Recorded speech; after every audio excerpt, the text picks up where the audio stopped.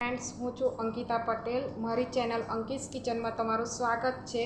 તો ચાલો આજની રેસીપી શરૂ કરીએ બટેકા પૂરીની. તે માટે મેં બટેકા લઈ લીધા છે. તેને છોલીને પાણીથી સરસ વોશ કરી લેવાના છે. 2 પાણીથી બટાકાને લઈને આ રીતે આપણે સ્લાઇડરની મદદથી પતલી પતલી સ્લાઇડ બટેકાની કરી લેવાની છે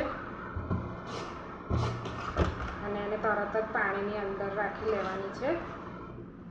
આપણી આવી સ્લાઇડ થવી જોઈએ, બહુ જાડી નહીં, એકદમ પતલી. સરસ બટાકાની બધી સ્લાઇસ બનાવીને મેં રેડી કરી દીધી છે. એને 2 સરસ પાણીથી હવે એને સાફ કરી લઈશું. 2 વાર ધોઈ લેવાનું છે.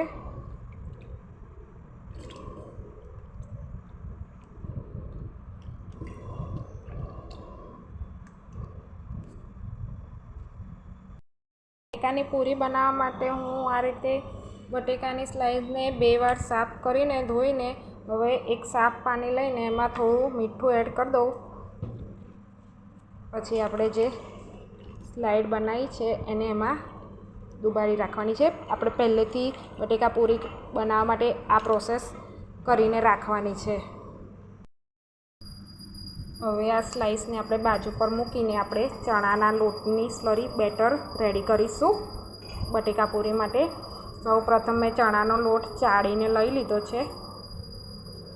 એમાં સ્વાદ મુજબ આપણે મીઠું એડ કરી દઈશું. બાળકો માટે બનાવતા હોઈએ તો આપણે મરચું ના એડ કરીએ તો પણ ચાલે.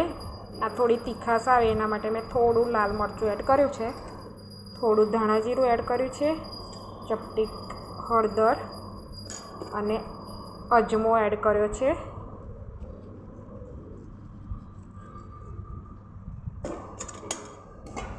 અને ચપટી હિંગ એડ કરી છે.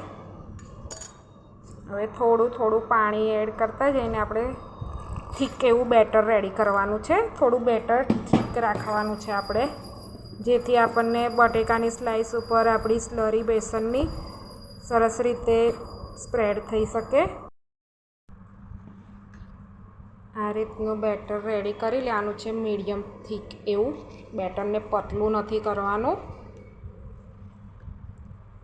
એમાં તમે ચાહો તો 1 ચમચી ચોખાના લોટને એડ કરી શકો. મેં નથી કર્યો, ક્રિસ્પી ઉપરનું પડ બનાવવા માટે.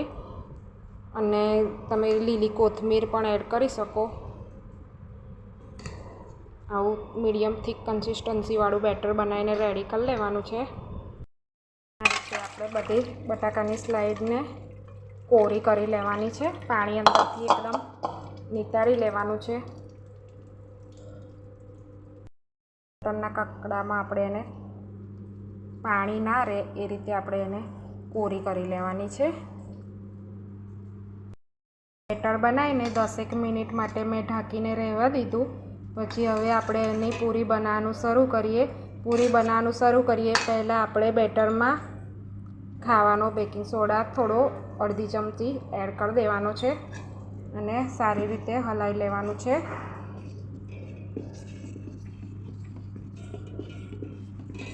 બેટર એકદમ ફ્લફી રેડી કરી દેવાનું છે. આ રીતનું થોડું હલાવી લેવાનું છે. એક પેનમાં તેલ લઈ લીધું છે મેં. હવે આપણે જે કકડામાં કોરી કરી છે એ બટાકાની સ્લાઇડને આ રીતે ચણાના લોટમાં ડીપ કરવાની, એકદમ કોટ કરી લેવાનું ઉપર સરસ.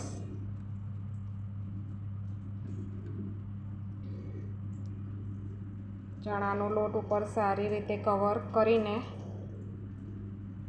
એને તળવા માટે લઈ લઈશું.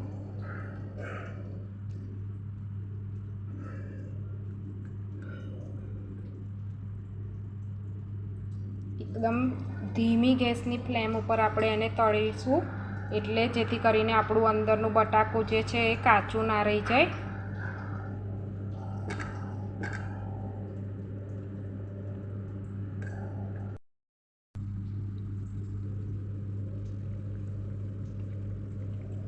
બંને સાઈડથી ફેરવીને એને સારી રીતે તળી લેવાની આપણે.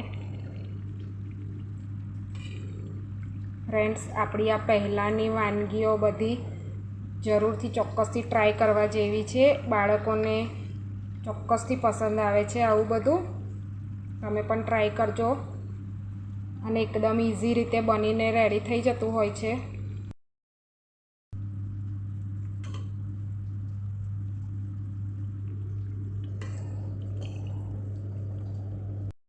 આ રીતે સરસ મજાની તળાઈને આપણી બટેકા પૂરી રેડી થઈ ગઈ છે. ઉપરથી ક્રિસ્પી કોટિંગ, અંદરથી બટાકું પણ એકદમ સરસ ચડી ગયું છે. બાળકોને પસંદ આવે એ રીતે ઉપરથી થોડો થોડો આ રીતે ચાટ મસાલો એમને સ્પ્રિંકલ કરીને ઉપરથી આપવાનો છે. બાળકોને ખૂબ જ પસંદ આવશે ગેરંટીથી. તમે પણ આપણી આ જૂની વાનગીઓ ટ્રાય કરજો ચોક્કસથી. જય સિયારામ.